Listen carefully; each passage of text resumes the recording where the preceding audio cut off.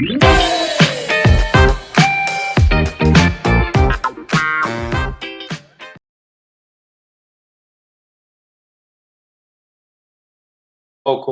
lo que encontré, lo que sé sobre la manera en que se articula, la manera en que se combinan esos tics para producir un síndrome y cómo esa construcción tiene una estructura y ya podemos llamarlo un trastorno, ¿listo? Después vamos a hablar sobre la descripción, el abordaje del trastorno, qué podemos hacer por el paciente, qué podemos hacer con ese paciente que ya hemos identificado. Y finalmente unas conclusiones prácticas para el médico general. El trastorno de tics es uno de los temas que menos se aborda realmente por la medicina general. Hay unos temas que hacen a la psiquiatría difícil de abordar, lejana, que la dejamos un poco de lado y la olvidamos, ¿cierto? Este tema se presta porque hay discusión al respecto, porque falta, digamos que, acuerdo entre la clasificación, entre el significado que tienen los tics y porque también nos permite abordar de manera indirecta otros movimientos anormales de la niñez. Entonces lo vamos a hacer también, vamos a ver otros movimientos anormales. El trastorno de tics fue por primera vez descrito en 1825 en una marquesa, la marquesa de Dampierre, y era un único caso. Ya tuvieron que pasar más o menos 60 años para que el doctor Gilles de la Tour describiera pues, su serie de 9 pacientes y ahí sí ya le diera estructura a lo que conocemos hoy como el trastorno. Sin embargo, entre esos 2 años, entre esas 2 fechas, pasó algo muy particular, pues a mí me gustan mucho estas cosas. Les presento esta escena, que es de La pequeña Dorrit, un libro de Charles Dickens de 1855, en donde él describe al señor, se me fue ahora el nombre, bueno, el personaje que está señalando a otro con el dedo, Banks, que tiene el trastorno de Gilles de la Tourette hoy en día. En ese momento no se sabía qué tenía. Entonces él dice que tenía vocalizaciones extrañas, que de un momento a otro agredía a las personas, que gritaba, que gruñía de manera impetuosa. Y me parece chévere porque a veces la literatura va primero que la medicina. Imagínense, pues, que muchos años después, sin este autor saberlo, sí va a describir eso como un síndrome y hoy estaríamos hablando de eso. Listo. Entonces, para entrar ya en tema, pues vamos a hablar de la naturaleza de los tics, qué son y qué no son. ¿Cómo los distingo de otros trastornos, de otros movimientos o de otros trastornos de la niñez? Y cuál es su neurobiología, una neurobiología básica que sirve pues para explicarlo sumeramente. En primer lugar, ¿qué son los tics? Esta es la construcción que quiero que ustedes se lleven hoy en su cabeza. No vamos a distinguir los tics según el movimiento. No vamos a aprendernos que el tic es cuando se cierra el ojo, cuando se mueve la lengua. Eso es lo menos importante. Esos ejemplos los vamos a dejar después. Lo primero que vamos a abordar son las características, es la descripción del síntoma como tal. Entonces, esta es la definición del DSM. El DSM dice, vea, son movimientos o vocalizaciones, pueden ser los dos, súbitos, o sea, que se presentan de manera inesperada, rápidos, recurrentes, o sea, que vuelven en el tiempo, no necesariamente, digamos que en una frecuencia estipulada, no rítmicos y estereotipados. Para los compañeros que no tienen tan presente el concepto de movimiento estereotipado, yo les diría que es un movimiento que obedece más a un patrón que a una función. O sea, es un movimiento en donde se activa un grupo muscular y siempre se activa ese grupo muscular. Es característico, pero no tiene una acción, por lo menos concreta. Eso es un movimiento estereotipado. Cuando uno empieza a revisar libros de psicopatología que amplían un poco el concepto, se encuentran estas otras ideas, estos otros autores. Está en primer lugar, pues, Villagrán, él es de la escuela de Cambridge, pues, a mi humilde opinión, ellos son como los duros, pues, de la psicopatología a nivel mundial.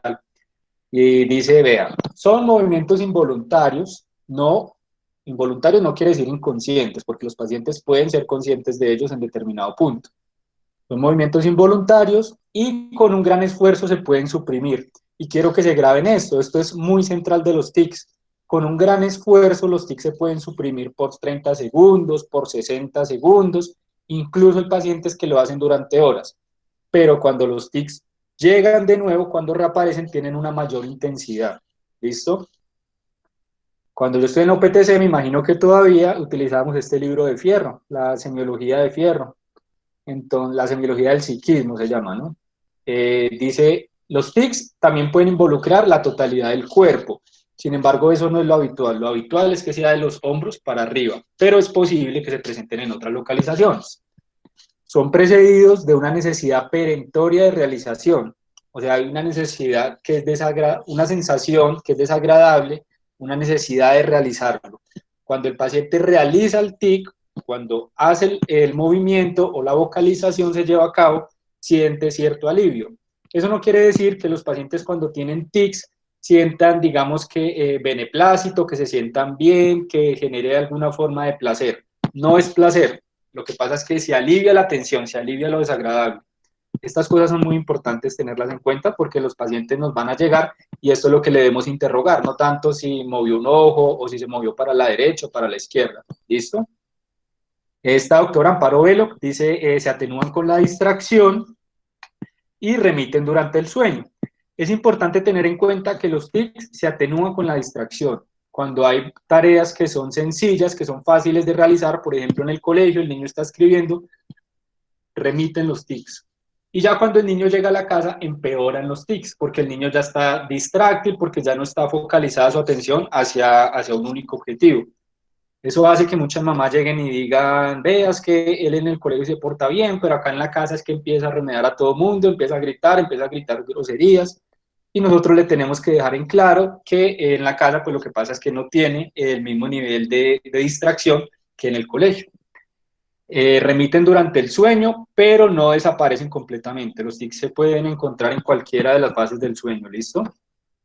Y ahora sí los ejemplos. Entonces, pues los autores los definen como unos tics motores simples, motores complejos y las vocalizaciones. Algunos incluso dicen también vocalizaciones simples, vocalizaciones complejas. En cualquier caso, lo clásico es que el paciente llegue con parpadeo, que frunce las cejas, frunce la frente o que tiene movimientos de la boca o de la lengua como torsiones, como muecas. Esos son los tics clásicos. Ya después, los motores que son sencillos pueden incluir levantar los hombros, mirar para un lado, movimientos de las manos. Se pueden hacer más complejos golpeando objetos repetitivamente, movimientos de arreglo, sacudidas de la cabeza para atrás, como cuando una señora se corre el pelo para atrás. Este es peligroso porque puede tener gran intensidad y sacudir la cabeza para atrás mientras uno maneja moto, pues peligroso. Y las vocalizaciones pueden ser muy simples también, como silbar, puede ser gruñir, puede ser tartamudear, y en algunos casos puede tomar formas de palilalia, de ecolalia. Me imagino que pues algunos de los compañeros no están tan familiarizados con los términos.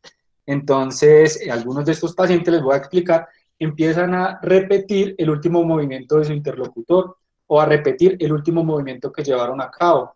Eso en la ecopraxia. Y en la palilalia o la ecolalia, lo que empiezan a repetir de sí mismo o de su interlocutor son las palabras, las sílabas o las oraciones. Hay también una presentación característica que seguramente es la que nosotros vemos en las películas, y es la de la coprolalia y la copropraxia. Entonces, cuando las palabras o los actos que tienen los pacientes tienen un contenido que es obsceno, que es inapropiado, que es grosero, pueden ser, por ejemplo, comentarios de tipo por improperios étnicos o por orientaciones sexuales, si me hago entender, pero realmente estas presentaciones no son, digamos, que el núcleo habitual de los tics, se presentan más o menos en el 10, en el 20%, la copropraxia y la ecopraxia, perdón, la coprolalia y la copropraxia. Básicamente esas son las características centrales y los ejemplos de los tics. Eso es lo que son los tics, ¿listo? Ahora vamos a ver un poco qué no son los tics. Estos otros son movimientos que se pueden relacionar, que pueden parecerse mucho a los tics y los tenemos que diferenciar. Este es el verdadero diagnóstico diferencial, diría yo, o síntoma diferencial. Es acá donde orientamos bien al paciente. Los tics se pueden parecer a estereotipias, a mioclonías, a distonías, a compulsiones, a disinesias y a la coria, y en realidad muchos otros, pero estos me parece que son centrales. Aquí no estamos hablando de trastornos todavía. Como yo les dije al principio, es primero los movimientos anormales. O sea, acá no estamos hablando ni de las distonías agudas por haloperidol, ni de las disinesias tardías también por antipsicóticos, ni la corea de Sydenham, nada de eso. Estos son síntomas como tal, todas las coreas, todas las disinesias, todas las distonías, ¿listo? Las estereotipias, pues como su nombre lo dice, son movimientos estereotipados, son repetitivos, son rítmicos y en cierta medida tienen un poquito de motivación. No son del todo voluntarios, pero no son del todo involuntarios. Se pueden parecer muchísimo a los tics, de hecho por eso los dejé en el mismo color, son los más parecidos a los tics. Aumentan durante el estrés y las localizaciones también pueden ser las de los tics, incluso pueden ser vocalizaciones. Las mioclonías son contracciones musculares o de grupos musculares unidireccionales, pero pueden ser fuertes, el paciente puede levantar el brazo de una mioclonía y tienden a ser ligeras, tienden a ser breves, se parecen más a los tics simples, obviamente, no a los tics complejos. También aumentan cuando los pacientes tienen estrés, cuando tienen, digamos que, reacciones emocionales fuertes. Las distonías, esto no es la distonía aguda por antipsicóticos, sino las distonías en general, son contracciones, como seguramente algunos de ustedes las han visto, contracciones que, digamos que a diferencia de la mioclonía, tienen la activación de los dos grupos musculares, del agonista y del antagonista. Entonces el paciente no se puede mover ni para un lado ni para el otro. Esas contracciones llevan a que el paciente tome contorsiones o posturas anormales, incluso incómodas o dolorosas. Uno diría que eso no se parece mucho a un tic, pero pues sí se puede parecer, porque hay tics que son distónicos, incluso hay tics que generan dolor. Las compulsiones se pueden parecer a los tics también. Hay compulsiones que son vocales o hay compulsiones que son motoras. Las compulsiones son actos que son mentales o que son motores o vocales y que se llevan a cabo para aliviar la tensión. Entonces, por ejemplo, en el vocal, pues el paciente puede empezar a repetir Virgen Santa, Virgen Santa, Virgen Santa, y eso se puede parecer a un tic y nos puede confundir. ¿Listo? Las disinesias, digamos que es la unión de la distonía más la corea. Son periodos breves en los cuales los pacientes empiezan a presentar distonías y también movimientos irregulares. Se pueden parecer a los tics porque pueden ser también, digamos que de predominio orofacial y porque también aumentan durante el estrés. Y de últimas está la corea. En realidad, pues la corea tiene muchas formas, se puede parecer no solamente a los tics, sino casi que a cualquier movimiento. La diferencia es que no son estereotipadas, son regulares. Recordemos que lo estereotipado es que siempre activa un grupo muscular característico. Y la corea no, la corea es en una parte, después migra a otra parte. Entonces en eso se puede diferenciar con los tics. Pero si queremos estar seguros de la diferenciación entre tic y otro movimiento anormal, pues yo hice una lista de características. Lo que pasa es que las características para describir los movimientos son muchas. Entonces los movimientos, dependiendo de las que nosotros utilicemos, se pueden parecer o pueden ser distintos. En primer lugar está la localización, que como sabemos los tics tienen un predominio que es por encima de los hombros. Predominio, pero no es absoluta la presentación por encima de los hombros. Entonces digamos que esta no nos sirve tanto, es más bien relativa, porque el hecho de que el paciente mueva la mano no nos descarta que sean tics. La involuntariedad también me parece una definición pues compleja, dificultosa, porque uno no sabe hasta qué punto es voluntario. Como yo les decía hace un momento, las estereotipias tienden a ser descritas como más voluntarias que los tics, pero en los tics hay esa sensación de malestar que lo lleva a uno a querer paliar ese malestar y uno termina realizando el tic. Entonces queda ahí como en limbo si es voluntario o si no es voluntario. Es muy difícil evaluarlo, entonces esa tampoco la vamos a utilizar. La velocidad o la duración son muy relativas. Algunos autores, de hecho, describen las mioclonías duran tantos milisegundos, los tics tantos milisegundos. Pero los tics no nos los podemos aprender así porque hay tics simples y complejos. Entonces la duración pues realmente no nos predice mucho. El inicio súbito también me parece difícil, pues porque no es tan súbito, porque realmente los tics no se producen de la nada, como yo les decía hace un momento. Hay un impulso premonitorio, hay algo que está antes de la realización de los tics. Y la aparición pues nos guía. Realmente los libros dicen que la aparición frecuente de los tics está entre los 5 y los 7 años, pero pues no es absoluto porque el paciente no nos va a llegar sí o sí entre los 5 y los 7 años. Va a llegar después y probablemente cuando le preguntemos no va a saber cuándo le iniciaron los tics. Los tics no siempre son conscientes. El hecho de que sean reproducibles, esta es una definición de un autor, Sims, Dice, vea, usted puede distinguir los tics porque son reproducibles, pero es que es muy difícil uno saber cuándo lo está reproduciendo y cuándo lo está, digamos que, pues cuándo está, ¿cómo se dice? Como que haciéndose pues el que tiene el tic. Esto sí me parece útil. Las azules son las que me parece que son útiles para diferenciar los tics de otros movimientos anormales. Que sean vocalizaciones, ya nos descartan mioclonías, distonías, disinesias y coria. Ninguna de esas cuatro puede ser vocalización. Los únicos que pueden ser vocalizaciones acá en el diagrama son los tics, las estereotipias y las compulsiones. De resto, ninguna de ellas puede ser. Ahí ya descartamos cuatro.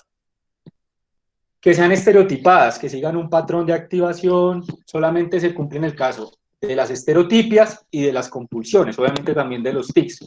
O sea que esta segunda característica también nos sirve para descartar los otros movimientos que están en los extremos derecho e izquierdo. Ni la corea, ni las disinesias, ni las distonías, ni las mioclonías son estereotipadas. Que tengan cogniciones asociadas. La forma de cognición en los tics es el impulso premonitorio. Es eso que está antes del tic. Es eso, esa sensación que reporta el paciente de que ay, yo siento que tengo que realizarlo. ¿Listo?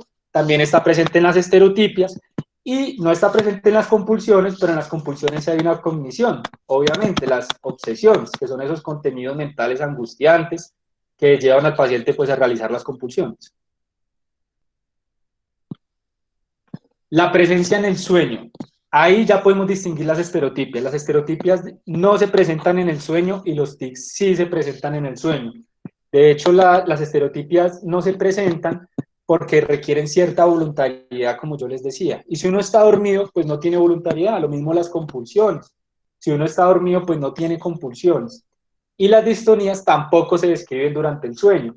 Me imagino que algunos de ustedes estarán diciendo, no, pero yo vi un paciente que tuvo una distonía porque le aplicaron antipsicótico y estaba dormido, pero estas son distonías primarias, ¿listo? Y eso no se presenta durante el sueño.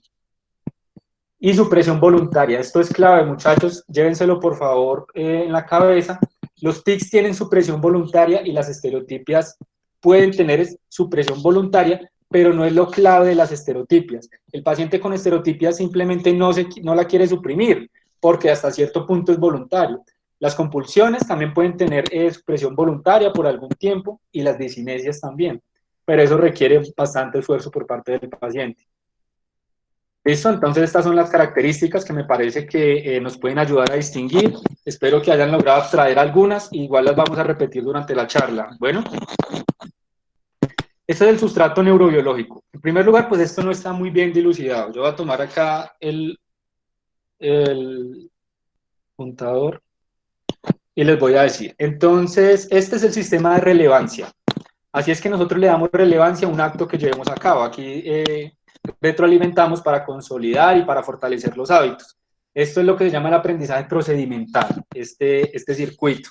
Esto está descrito más o menos hace 20 años y se llama el complejo, el sistema córtico estriado tálamo cortical, aunque en realidad después del estriado un sistema de regulación que ya les voy a explicar, pero pues esto es lo básico. ¿Cómo funciona? Básicamente hay un impulso, hay una sensación que llega que es lo suficientemente importante para ser captada por la corteza, ya sea sensorial, corteza parietal, o llega por corteza cingulada anterior, si tiene un contenido, digamos que más emocional. Y de ahí la corteza frontal inicia el circuito. Entonces la corteza frontal activa el estriado para que el estriado inicie la parte motora. ¿Listo? Esto obviamente es mucho más complejo. Esta imagen me gustó mucho porque es muy simple, pero en realidad, por ejemplo, la corteza tiene fibras recíprocas con el tálamo con el estriado, bueno, y la corteza también con el sistema de regulación. Pero en términos generales, este ciclo funciona así, en esta dirección. El estriado tiene la responsabilidad de controlar al que regula al tálamo. ¿Listo? Entonces, cuando el tálamo está activo, le manda señal a la corteza, la activa, está el estriado, está el tálamo, y acá tenemos la automatización de un procedimiento motor. ¿Sí me hago entender? Ahora les voy a explicar cómo funciona el sistema de regulación. Este sistema de regulación se compone de globos pálidos externos por un lado, globos pálidos interno que funciona en conjunción con la par reticulata de la sustancia nigra. Este es el sistema regulador, y el núcleo subtalámico por otro lado. Entonces el estriado inhibe al regulador que inhibe al tálamo. O sea que en últimas el estriado lo que hace es indirectamente activar al tálamo. Entonces esto siempre estaría prendido porque es un ciclo. ¿Listo? Por el otro lado está el sistema de regulación, digamos que negativa, es la vía indirecta. Esta es la vía directa, esta es la vía indirecta, entre estriado y centro regulador. Entonces el estriado inhibe al globus pálido externo, quien a su vez inhibe al núcleo subtalámico, que es el que activa al sistema regulador. Entonces, ¿cómo se traduce esto? El estriado tiene dos vías. La primera que en últimas activa el tálamo y la segunda que en últimas inhibe al tálamo. ¿Listo? Así es el sistema. Lo que pasa en los tics es que llega un impulso que es captado pues, por las cortezas, como yo le decía, se va a la corteza frontal, pero la corteza frontal tiene una predisposición de falla. Entonces imagínense que acá en la corteza frontal hay unas zonas que tienen hipofunción, particularmente pues hay muchos estudios, pero se ha encontrado que regiones izquierdas de la corteza prefrontal muchas veces son las que fallan en la patogénesis de los trastornos de tics. Entonces esta parte falla. Y el sistema que dice, pues yo me reinvento. Yo hago una compensación, pero la compensación la hace mal.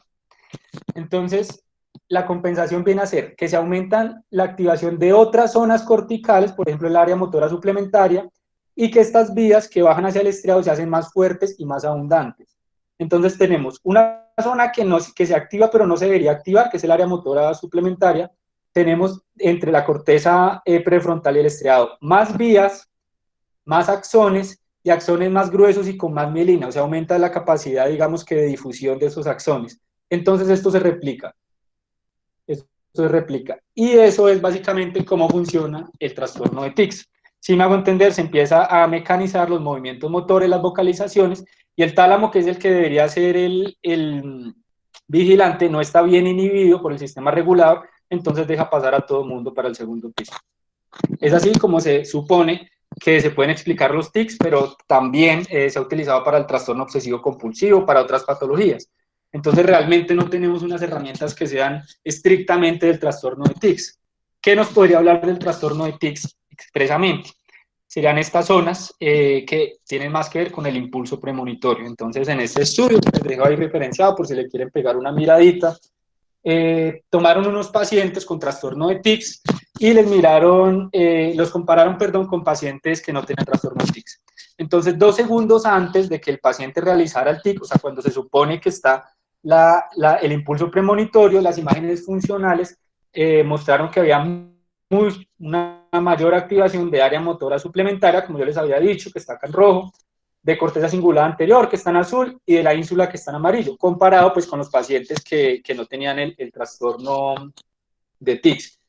Esto nos hace ver que posiblemente lo que sea central en el trastorno de tics no es el circuito que yo les mostré ahorita, que es lo motor, sino el impulso premonitorio. O sea, esa sensación que tiene el paciente de que yo tengo que hacer algo, hay algo que me está faltando, hay algo que tengo que solucionar. Eso sería lo central. ¿Listo? Aquí, pues, estas regiones juegan un papel clave en la representación, en la experimentación de la necesidad de actuar, y por eso se explicaría la producción del trastorno.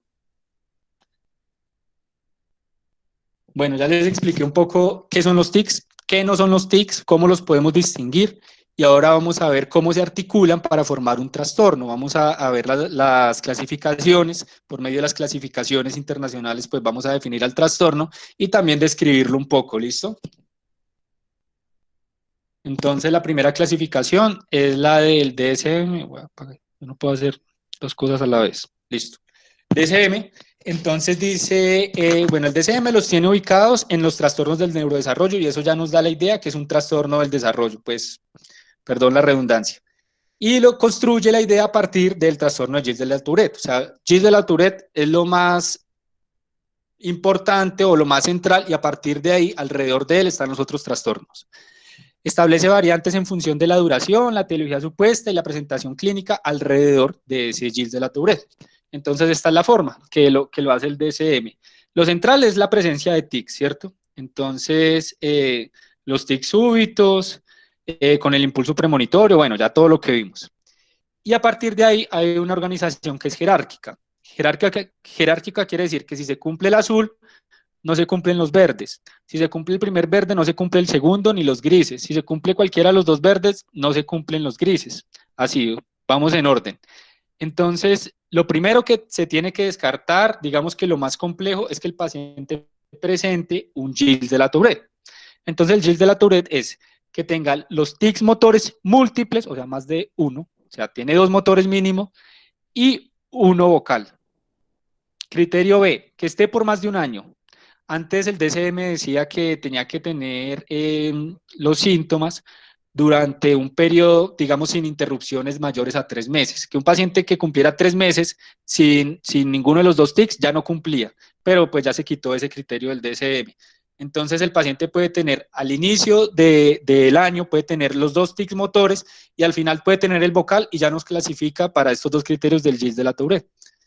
Después, el criterio C indica que debe iniciar antes de los 18 años, pues sabemos que es un trastorno del neurodesarrollo, y el criterio D, que en realidad es común a todas las enfermedades psiquiátricas, o por lo menos a su mayoría, es que no sea generado por sustancias o otras afecciones médicas. Si el paciente no cumple esto, ya empezamos a bajar hacia los verdes. ¿Listo? La prevalencia del Tourette como tal, vamos a encontrar más o menos cifras entre el 0,4, el 3,8, algunos ya hablan del 4% de los niños y los adolescentes que están en edad escolar. Yo el último metaanálisis que encontré realmente es del 2015 y habla del 0,5% de los niños que están en edad escolar. Si no cumple el Tourette, nos vamos para el de tics crónicos a ver si lo cumple.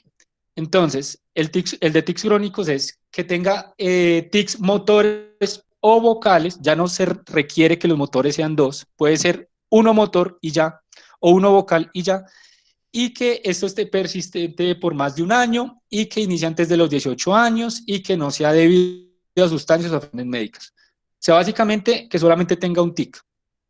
Esa es la diferencia. Cuando nosotros ampliamos los criterios, porque el Tourette es más cerrado, los tics crónicos pues son criterios más flexibles, que más gente puede entrar ahí, obviamente acá la prevalencia es mayor. Ya no es de 0,5, sino ya se habla de cifras alrededor del 2% de los niños que están en edad escolar. Si no cumple el primero ni el segundo, nos vamos al tercero. El trastorno de tics transitorio. Entonces los criterios acá es tics motores y o vocales. O sea, puede ser uno o pueden ser varios o puede ser básicamente pues motor o vocal. Presente durante menos de un año y eso nos diferencia con los 2 trastornos anteriores. Y de resto pues que sea antes de los 18 años, que no sea por sustancias, por otras afecciones médicas. El otro criterio que tiene importante este trastorno de tics transitorio es que nunca se hayan cumplido los criterios de los trastornos anteriores. ¿Por qué? Porque es jerárquico. Entonces, si no cumple el primero, entonces el segundo, y si no el tercero. Si ya fue un Tourette en alguna parte de su vida, ya nunca va a tener un trastorno de tics transitorio. ¿Listo? Lo que les decía, pues entre más abrimos los criterios, entre más fácil es cumplirlos, pues mayor es la prevalencia. Entonces ya acá, entre el 20 y 30% de los niños que están en edad escolar cumplen estos criterios. Mucho, ¿no? Si no cumplió ni el azul ni los 2 verdes, nos vamos para los 2 grises, que a mi parecer es uno solo. Pero pues ahí en el DSM los parten en 2. Entonces dicen, este paciente que está acá es un niño que tiene un trastorno del movimiento cuya mejor explicación es que sea un tic. O sea, la mejor manera de decir lo que ese niño tiene es un tic. Pero no cumple estos criterios. Y obviamente no cumple los criterios de otro trastorno. Entonces yo lo dejo acá. O que es un trastorno especificado, si voy a decir por qué no los cumple, por ejemplo, otro trastorno de tics especificado porque tiene más de 18 años. O pues porque inició después de los 18 años. Y esta otra variante es cuando no voy a decir nada, simplemente trastorno de tics no especificado, no tengo suficiente información. Esta es la clasificación del DSM, ¿listo? Ya esta pues la voy a abordar muy por encima, la de la CIE-11, entonces los ubican los trastornos del movimiento, que a su vez hace parte es categoría de los trastornos neurológicos, y los clasifica en función de su origen. Entonces dice que los primarios son básicamente los que hemos visto, las características que ya les he nombrado, y los secundarios pues son los que no cumplen esos criterios. Y los crónicos los parte entre vocal o motor, pero básicamente son los mismos criterios. A mi modo de ver, esto es opinión personal, aquí hay un problema muy grave, y es que el médico general coge el DSM-5, coge la CIE-11, y no, pues quédase con eso si ahí no dice qué tan grave es que alguien tenga un tic, porque bajo esa definición, muchos de nosotros, desde la niñez, por ejemplo, aclaramos la garganta cuando estamos viendo un partido de fútbol, y entonces durante la ansiedad se aumenta, y entonces cumplimos el criterio y realmente el médico general no sabe qué hacer con eso. A mi modo de ver, el DSM y la CIE-11 deberían abarcar un poco de la funcionalidad o la disfuncionalidad en este caso. ¿Qué tanto impacto tienen en la vida o en el desempeño laboral o académico o social del niño o del adolescente o del adulto la presencia de los tics? Hay otras clasificaciones, hay clasificaciones que hablan en función de, por ejemplo, hay un grupo que es europeo que digamos que dedica su trabajo al trastorno de la Tourette y dice, vea, se debería clasificar según la presencia o no digamos que objetivación por el médico, porque una cosa es que a uno le diga la mamá y el niño, y otra cosa es que uno lo vea. Hay otros autores que dicen, no, se debe clasificar es si es neurológico o funcional. En cualquier caso, a mi humilde punto de vista, no cumple pues la obligación, en este caso, de servirle de manera práctica al médico general o incluso al psiquiatra, es decir, qué tan disfuncional es el paciente con tics, en ninguna de esas clasificaciones lo dice. De hecho, me encontré este artículo que me parece útil, entonces nos dice este autor alemán, dice, vea, el cumplimiento de los criterios es sumamente prevalente, pues por lo que ya hemos hablado, en la población general y también en los pacientes que tienen otros trastornos. Como vamos a ver en un momento, los pacientes con obsesivo compulsivo y con déficit de atención y hiperactividad tienen muchos tics. Eso es muy frecuente en ellos. Entonces, ahí uno se pregunta, ¿es central, es una categoría diagnóstica como tal el trastorno de tics o es un epifenómeno de otros trastornos? Dice también, falta un modelo teórico coherente para los tics y para el Gilles de la Tourette. Pues básicamente por la epidemiología, porque no está muy claro, y también porque las bases neurobiológicas que yo les mostraba hace un rato son compartidas por otros trastornos. Es casi indistinguible las alteraciones funcionales que se han visto en el TOC con las de los tics. Y dice, para finalizar, que más que trastornos del movimiento pueden ser mejor vistos como un desorden de la selección y la ejecución de acciones intencionales. Listo. Ya hablamos de los tics, ya hablamos del trastorno, de su clasificación, de su definición, y ahora, ¿qué hacemos con el paciente?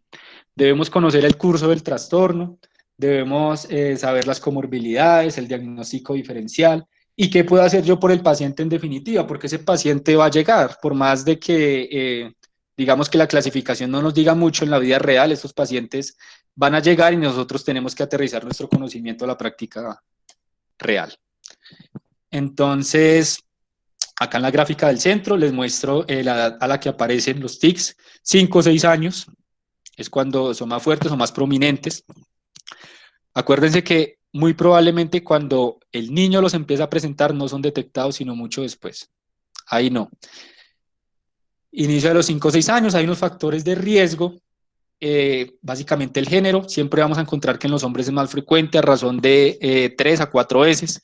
Hay factores genéticos, tiene alta heredabilidad, sin embargo, pues aunque hay algunos alelos de riesgo, no hay identificados genes concretos y no podemos predecir mucho acerca del trastorno. Y también hay factores temperamentales, por ejemplo, las condiciones pues que generan en los niños más estrés, más ansiedad, pues eso sería ambiental y temperamental al mismo tiempo. Hay otros trastornos que yo los dejaré de últimos, que sin embargo se encuentran en la literatura, donde hablan de gestante que era fumadora, bajo peso al nacer, papá con, digamos que añoso, pero realmente no tiene tanto sustento, ¿listo? La gravedad es irregular. Desde el inicio, los pacientes cuando progresan hacia la adolescencia, puede presentarse de diferente manera, diferente frecuencia, diferente intensidad los tics. Generalmente tienden a aparecer primero los motores y después los vocales. Ya mucho más que eso, hasta los 18 años, no hay patrones como que sean tan generales. Y esto es clave también en los tics, por favor apréndanse esto. Cambian los grupos musculares y las vocalizaciones. En las estereotipias no, en las estereotipias siempre es lo mismo. El paciente siempre tiene las mismas estereotipias. Acá en los tics le dicen a uno, sí, es que primero sacudía la cabeza como para un lado. Después, entonces empezaba a tocar la nariz. Y ahora cuando ve una señora le empieza a gritar, en fin. En las estereotipias no. ¿Listo? Las consecuencias clínicas del curso, pues básicamente hay una mejoría en la adolescencia, que es la tendencia, pero no la regla absoluta. En el 30-50% de los pacientes van a desaparecer cuando llegan a los 18 años, desaparecen. Mejoran en el 40-50%, entonces es un paciente en el que los tics son leves, en el que no le generan disfuncionalidad, es un paciente que puede trabajar, es un paciente que puede estudiar, incluso que los incorpora, digamos, que a su funcionamiento normal y solamente los saca en condiciones de estrés. Y en el 10% sí persisten estos síntomas, estos tics, y en algunos casos se hacen más graves todavía de lo que eran en la niñez. Eso puede generar pues, problemas de interacción social, disfuncionalidad laboral, disfuncionalidad académica, obviamente, alteraciones en el sentido de sí mismo, especialmente para los niños, es difícil la identidad, pues digamos que ese control de vocalizaciones, por ejemplo, que no son del todo voluntarias, puede generar repercusiones en el funcionamiento psicológico y digamos que funcional y general en el futuro. Esta misma imagen nos sirve para ver las mayores concurrencias, que es el obsesivo compulsivo, y para cuando se hizo este artículo, estos trastornos hiperkinéticos, pues ahí tenemos el déficit de atención y hiperactividad. Estas son las dos principales. Las tasas de concurrencia son muy altas. Entre el 80 y el 90% de los pacientes con tics van a tener una condición más. Y aproximadamente el 60% de los pacientes con tics van a tener dos condiciones más, en donde estas dos son las más frecuentes. 1 de cada 3 pacientes con tics tiene las 3.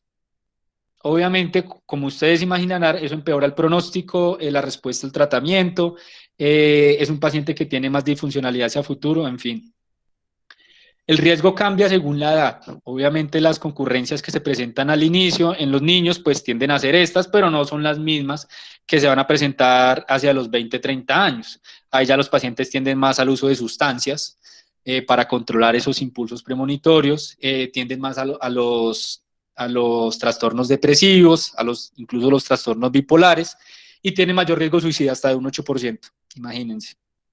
Y hay una presentación que es el Tourette maligno. Básicamente este Tourette maligno es cuando ha tenido que llevar al niño o la mamá 2 veces a urgencias o una vez hospitalizado, ya sea por los tics o por los relacionados. Estos pacientes tienen muy mal pronóstico, muy mala respuesta al tratamiento, peor calidad de vida, pues obviamente son los de peor presentación clínica. Los diferenciales son muchos. Yo no quiero dejar la idea de que nos pongamos a hablar uno por uno porque no me parece útil. Por eso les hice la diferenciación desde el síntoma. Hablar del trastorno, pues tendríamos que empezar a hablar de las características de cada uno de estos trastornos y son muchos más, son muchos. Obviamente, pues hay unos importantes, no se nos va a pasar preguntarle al paciente si ha tenido consumo de sustancias, la cocaína, los estimulantes, las encefalitis postvirales, producen cuadros que se nos pueden confundir con los tics, pero la diferenciación clave en este caso es con los síntomas, con las características de los síntomas, las características de los tics. Listo. ¿Y ahora qué podemos hacer por el paciente? Esto es, digamos que enfocado a la medicina general, a lo que nosotros podemos hacer desde el consultorio. Lo clave es que podamos iniciar por lo menos la primera línea, ya después vamos en el caso pues de que el psiquiatra no vea al paciente, si le vamos a hacer un control, pues tener más herramientas, pero siempre que nosotros identifiquemos un Gilles de la Tourette, lo mandamos al psiquiatra.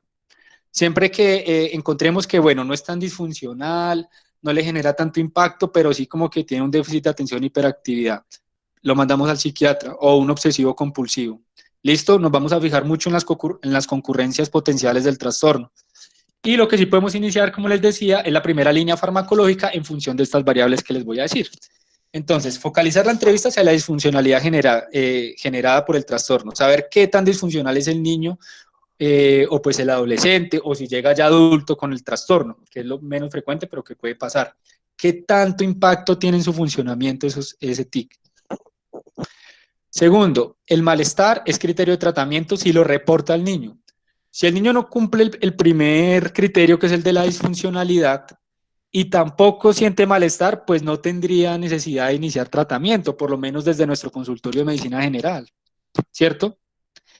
Si es el padre el que dice, no, es que yo estoy preocupado, le vamos a explicar, vea, el tratamiento no altera el curso de la enfermedad. El hecho de que le empecemos a dar en este momento medicamentos no va a hacer que le pasen más rápido o que a una edad más temprana le dejen de ocurrir. Simplemente pues va a ser sintomático. Y también vamos a considerar las posibles concurrencias para tenerlas en cuenta desde el abordaje que hagamos de medicina general. La psicoterapia pues es la primera línea según algunas de las guías que deberíamos nosotros tener en cuenta. Entonces tiene una eficacia comparable a medicamentos, dependiendo de donde la leamos, tiene eficacia del 25 al 50%. La Asociación Americana de Psiquiatría Infantil y Adolescente la recomienda como primera línea. Ahí pues hay algunas variantes, ahí como por información que nosotros tengamos a la mano me parece útil. La terapia cognitivo-comportamental, en donde se parte de la parte cognitiva, pues como su nombre bien lo define, a partir de ahí se empiezan a identificar otros condicionantes, interpretaciones, sensaciones de la persona, y lo último son las conductas, o sea, como que nos devolvemos hasta arriba para saber qué es lo que está fallando en el funcionamiento psicológico de la persona.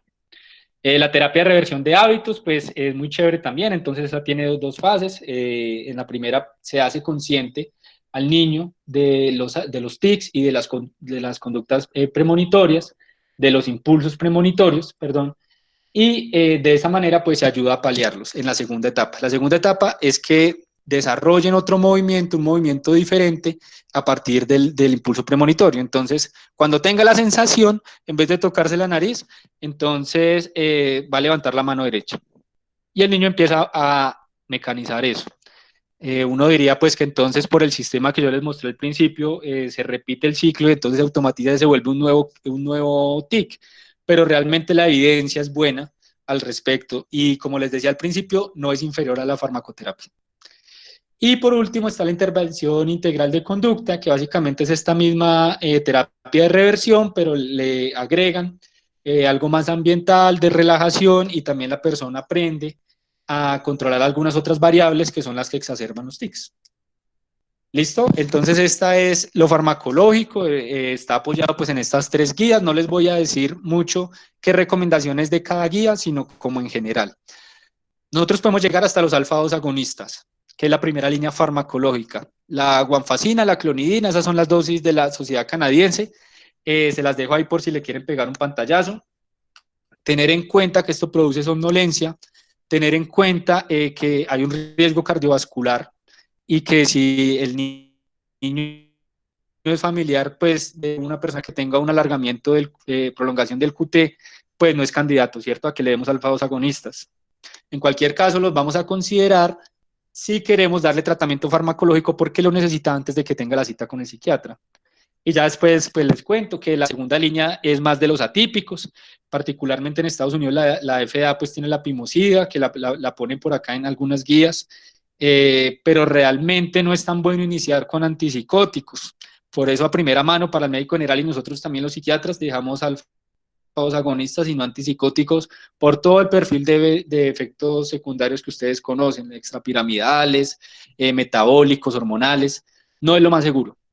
Después, pues de la segunda línea, que es la risperidona, aripiprazol, ciprasidona, está la tercera línea, que son los otros. Aquí dejamos los de primera línea, como les decía, hay algunos que los ponen de primero inclusive, pero no los vamos a usar.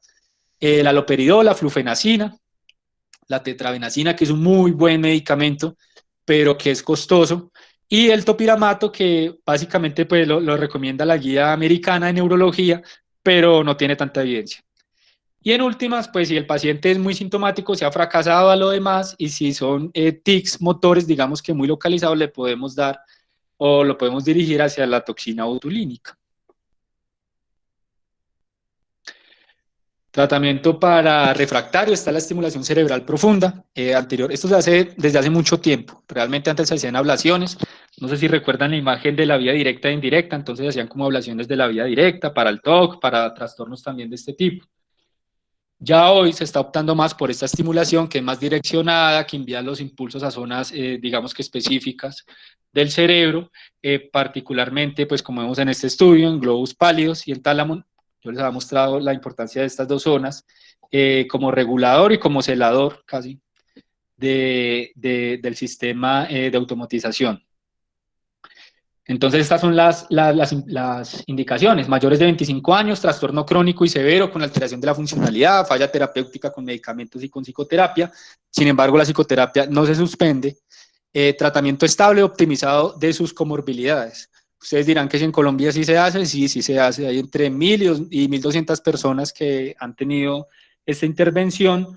Esta intervención no es estricta para los trastornos de tics, se hace también, por ejemplo, para Parkinson, pero en Colombia se hace, que es lo importante. Y como les quiero mostrar acá en la gráfica, entonces, pues miraron en este estudio, 180 pacientes. Acá es difícil coger cortes muy grandes, pues porque no a todo el mundo le hacen una estimulación cerebral profunda. Entonces los midieron a 6 meses y 12 meses, el score en la escala de Yale, que es una escala para medir los tics, y bajaron tanto los motores como los vocales. Especialmente los motores alcanzaron un nivel estable desde los 6 meses, vean qué chévere. Pero pues eso se relaciona con efectos secundarios, con disartria, puede haber hemorragia, puede haber infecciones, aunque se encuentran en menos del 5%. Ahí les dejo como para que lo revisen si les gusta el tema, y para información general para los que no lo quieren revisar. ¿Qué más debo hacer en la consulta? Debo explicar a la mamá que el niño suprime los tics en el colegio, pero no es intencional, o sea, no es que lo haga de aposta, no es que el niño quiera ser el niño bueno en el colegio y malo en la casa, simplemente es una cuestión de atención. ¿Listo?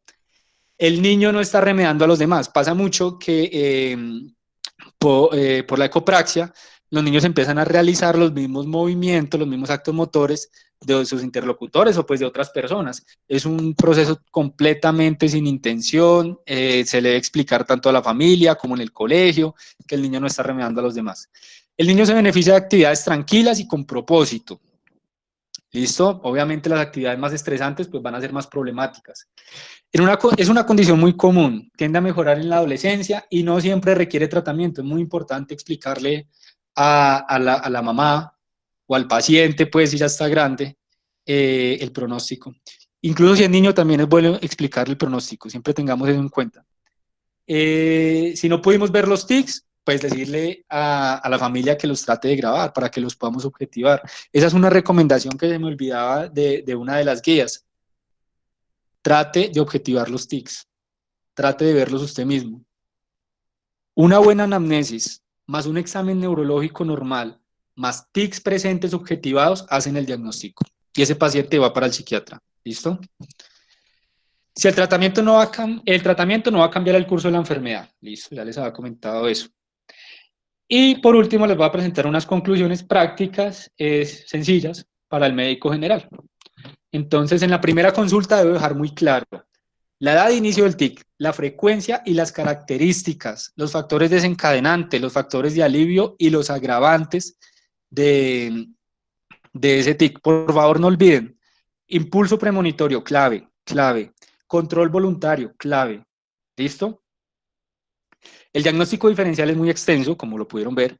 Debo realizar un examen físico y neurológico completo y exhaustivo. Siempre pensar en otras condiciones antes de el Gilles de la Tourette. Tiene que tener un examen neurológico y físico normal, una anamnesis normal para que podamos hacer el diagnóstico. La normalidad de los tics está definida por la disfuncionalidad que le genera al paciente y no por la localización, o sea, no es el movimiento como tal lo que hace el diagnóstico de tics, son las otras características. La tasa de concurrencia es muy amplia, sobre todo, acuérdense, TOC, trastorno TDAH, déficit de atención, hiperactividad. No debo quedarme simplemente con el diagnóstico de trastorno de tics, esto es importante porque aumenta la carga de enfermedad si hay una concurrencia. Debo remitir al psiquiatra cuando sospeche la presencia de un trastorno de Gilles de la Tourette o tenga dudas sobre las concurrencias. ¿Listo? Sospechen, por favor, de las presentaciones que son muy abruptas, de las presentaciones que se presentan en localizaciones como muy bizarras, que no mejoran, que son tics como muy exacerbados. Eso nos hace pensar en otro tipo de trastorno y que los tics acá serían secundarios. Y ya básicamente eso era lo que quería compartir con ustedes. Esta es la bibliografía, por si a alguno le interesó, le puede pegar pantallazo y revisar alguno de los artículos. Es un tema muy chévere. Espero que les haya aportado algo, espero también sus preguntas o si tienen algún aporte, si quieren discutir acerca de qué tan de acuerdo o no están con la clasificación de los TICs, o bueno, de todas maneras, este es mi correo por si tienen alguna inquietud y les agradezco mucho que me hayan tenido en cuenta. Vale, Doc, muchísimas gracias. No sé si haya alguna pregunta por parte de los y las asistentes. Bueno, Doc, acá hay bueno, más que una pregunta, es un pedido, por favor. Si podría repetir las áreas afectadas en el sustrato neurobiológico en relación al impulso premonitorio. Eso.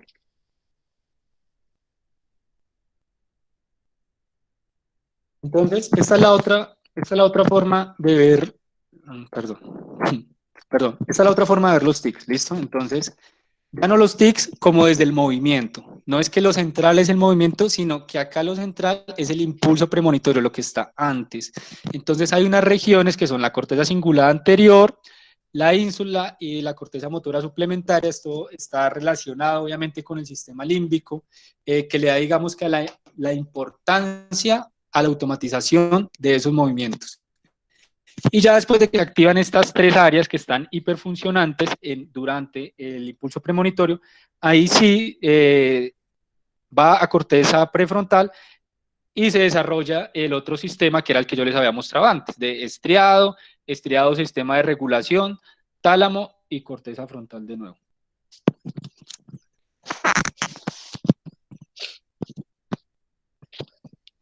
Vale, Doc, gracias. ¿Hay alguna otra pregunta?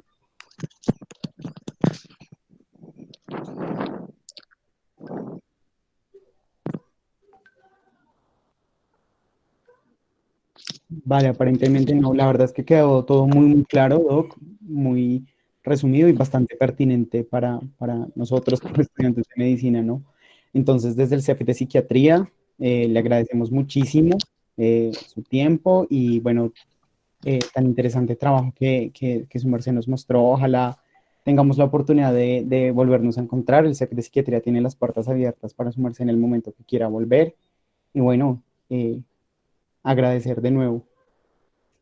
Bueno, muchas gracias a ustedes y qué chévere esa intención que le ponen. Buenas noches. Buenas noches.